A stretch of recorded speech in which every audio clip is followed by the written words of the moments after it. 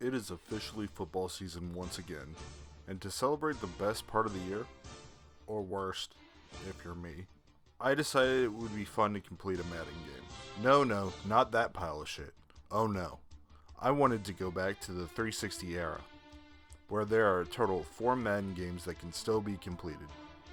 And in going back, I wanted to see how the games evolved and how their lists were different from year to year. Today, I'm tackling the first of these games, Madden 06. Madden 06 was a launch title for the 360, releasing on November 16, 2005. I had actually never played this game before. In fact, my first Madden that I played on the 360 was Madden 07, and I barely remember that game. So I wasn't quite sure what to expect when I popped the disc in for the first time. I did have an initial look at the achievement list on True Achievements before buying the game, seeing that it had a whopping 54% completion percentage, with over 25,000 people completing its 11 achievements. I had a feeling this game wouldn't exactly be a challenge. Quite honestly, it wasn't, at all. But I'll save the full explanation for that later in the video. But for now, let's get into it. Just a short editor's note here. When I started this game, I was not aware of when the achievements would pop after doing the requirements, which for a majority of them in this game is after the game is over. So while I will be showing what I did to get them, there won't be an achievement pop for every achievement. So, also, this game made my 360 sound like it was going to explode at any second. And I'm honestly not sure why. This is the only game that's done this in the nearly 20 years of having this specific console. So, apologies for the background noise as well. Getting into the game now, and the first achievement I should have unlocked was for getting a first down, which would unlock the achievement, get a first down. I remember, Kelly, we got a first down. The next achievement that I would have gotten was for scoring a touchdown, which would unlock the score a touchdown achievement. We're gonna ask Madden, what would Madden do?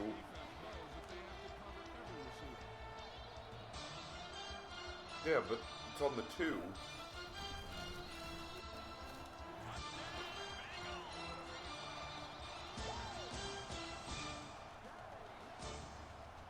You know,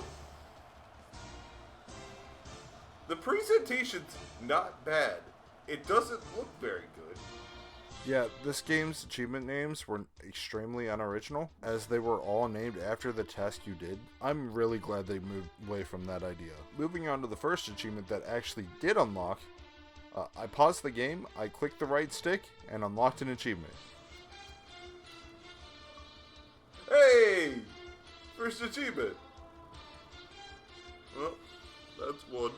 Throughout the game, I would continue to run the ball, and on this play, I hit the 200-yard rushing mark, which eventually would unlock the rush for 200 yards achievement.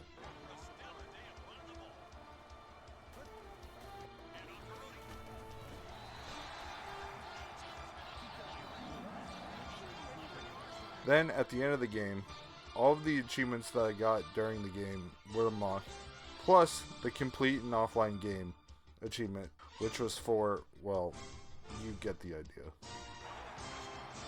4 for 180 gamer score. So, one game in and just under half the achievements done. It was time for the franchise mode achievements.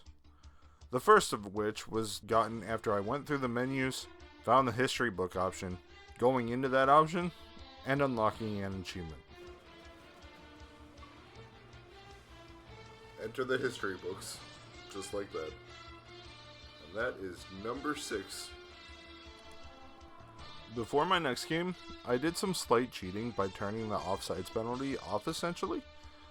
This allowed me to easily sack the quarterback, which I needed to do 4 times in order to get the 4 sacks in one game achievement.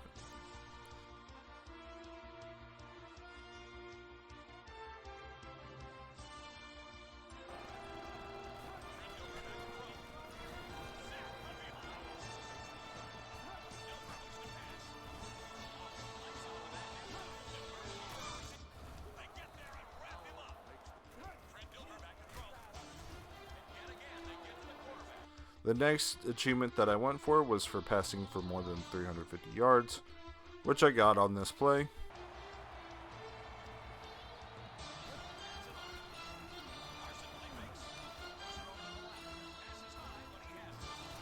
Yes.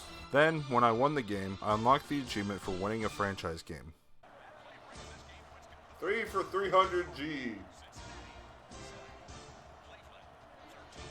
Now that that's done, I went for my next achievement, which was for winning the Super Bowl.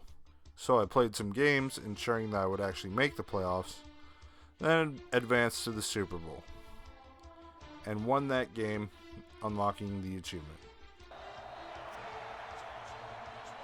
Oh, there it is. Win the Super Bowl. This left me with one achievement to go, and this one was by far the worst. In terms of difficulty, this one was just as easy as the others, but the thing that made this the worst achievement was the length, and how boring it was to get, since all I had to do was sim through the season, for 30 seasons, which altogether took around 3 to 4 hours for this part alone. But eventually, at the end of my 30th season, I unlocked it.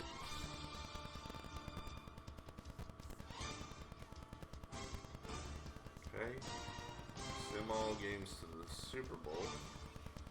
Why do we have to, if I wanted to go through the season, why not just let me go through the season? Why do you have to stop me at the Super Bowl? Why do you then have to stop me again at the Pro Bowl? That's just annoying. That's really just annoying.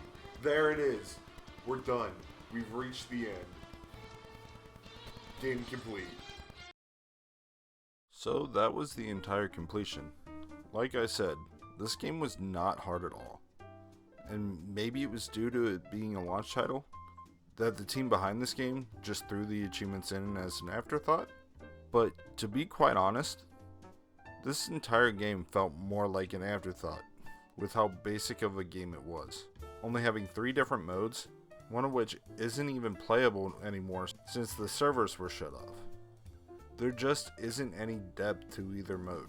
It definitely feels like this game was put out as a quick cash grab to capitalize on the new system coming out. That being said, it's not all bad. The soundtrack to this game actually isn't too bad, and has some decent songs from the likes of Coheed and Cambria, Avenged Sevenfold, and more. So, would I recommend this game as a completion? Surprisingly, yes. If you can find it for cheap, which should be pretty easy, I think I only paid $3 for my copy. It makes for a very easy completion, so long as you're willing to put on a movie or something while doing the 30-year franchise achievement. So yeah, that about wraps it up. I plan on doing the other 3 Maddens I mentioned earlier, as well as some other games I had done, so stay tuned for those at some point. Also, if there's a game you want to see completed, put it in the comments below and I'll add it to a list. That's all I got. Bye.